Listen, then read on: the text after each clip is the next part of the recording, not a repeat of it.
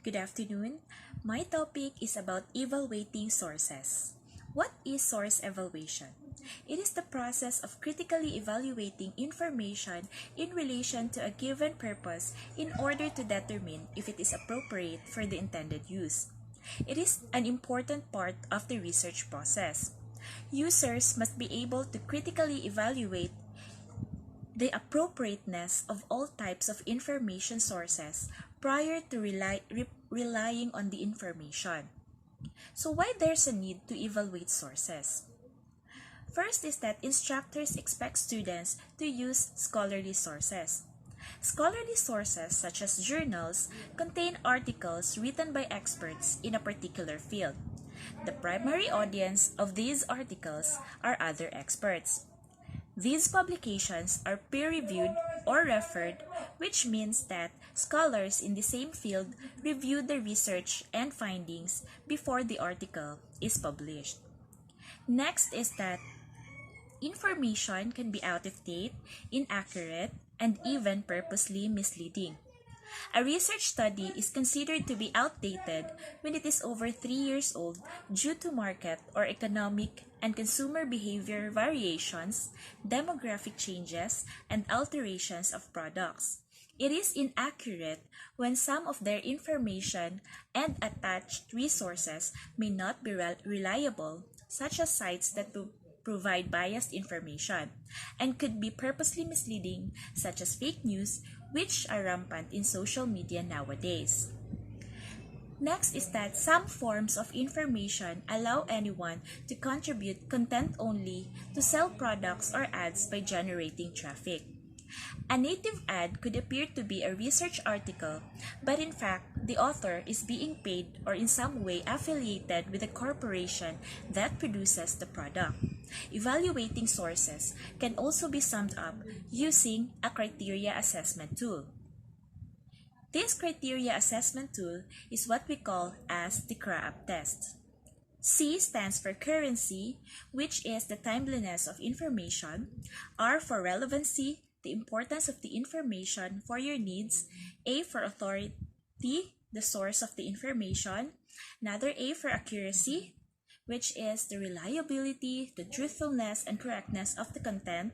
And P for purpose, which is the reason the information exists.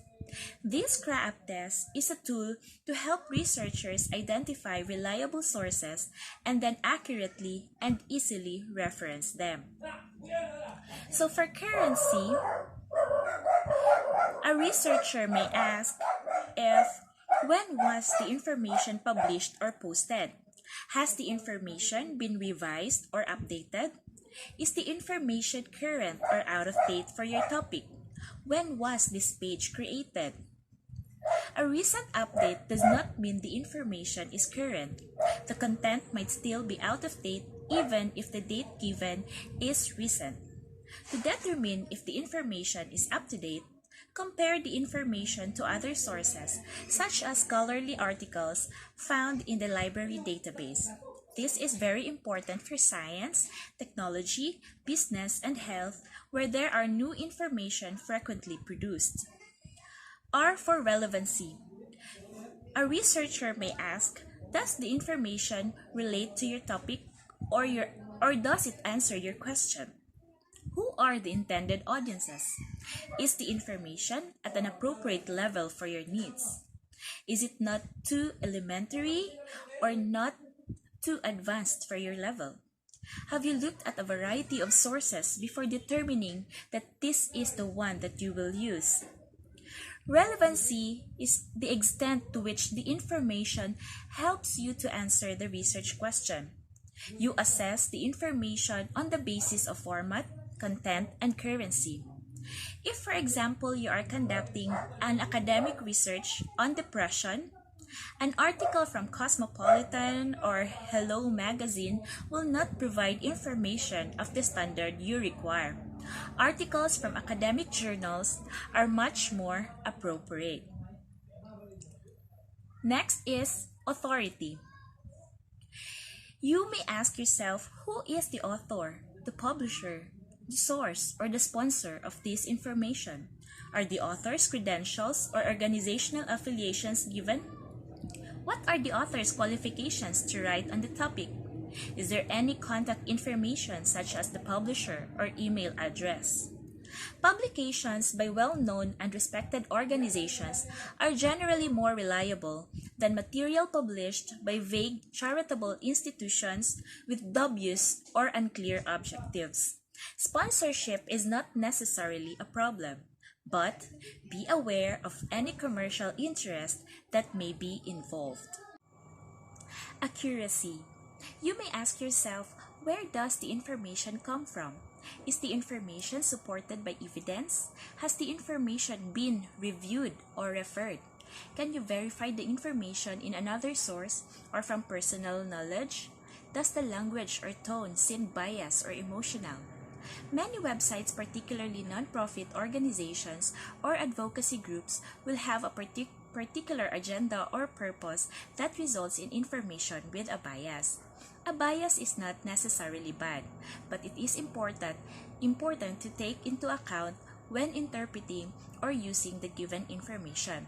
You have to consider that the author is fair, balanced, or moderate in giving his presentation or viewpoint. Last is the purpose. What is the purpose of the information? Are the intentions of the author clear? Are there any political, cultural, institutional, or personal biases? Websites may have several purposes, such as to persuade and entertain at the same time. It is important to analyze if one purpose conflicts with the information found on the website. Consider unstated purposes that are found in clues, such as the aim of the organization or the use of advertising on the page. So I have here a sample text from the review of related literature of Dr. Castro's dissertation paper. I have searched on the internet the authors of the text cited, which are Dr. Harvey and Dr. Green, and an international journal appeared entitled Defining Quality for Assessment and Evaluation in Higher Education, an international journal. So if we are to apply the tool, which is the CRAAP test, first for currency, we can see here that Dr. Castro used the latest or the recent edition, since it is stipulated here that it is first published on June 1992 and there was a revision in September 1992 and a forthcoming one on January 1993. So the one that he used was that on January 1993, which is the current one. And for relevancy, since the journal is or defines quality in higher education, it relates to the paper of Dr. Castro, wherein he also defines quality in higher education in order to establish a strong argument in his paper. And for authority, we can see here that there is a biographical note of Dr. Lee Harvey and Dr. Diana Green, where their personal background, affiliations, and accomplishments were being reflected. So for authority, for accuracy and purpose, I have another review of related literature text sample from the dissertation of Dr. Castro. So this text was written by Schindler, Pauls Elvidge, Walzat, and Crawford in 2015. So the paper was entitled Definitions of Quality in Higher Education, a synthesis of the literature. So for accuracy, we can see here that it was being peer-reviewed and editor-reviewed before it was being published in September 30, 2015. So we can say that it is reliable and the information is true. And last is the purpose. So it is very evident that right at the beginning, in the abstract portion of the paper, it is written the aim or the purpose of the information. To sum up, we evaluate information first to find the most relevant information for your topic and assignment. Next is to ensure the quality and reliability of your research. Third is to find expert views, opinions, and research on your topic. Fourth is to weed out unreliable, biased, outdated, or incorrect information. And last is to make sure that you get the information that your professor is seeking. That will be all for my topic. Thank you and God bless.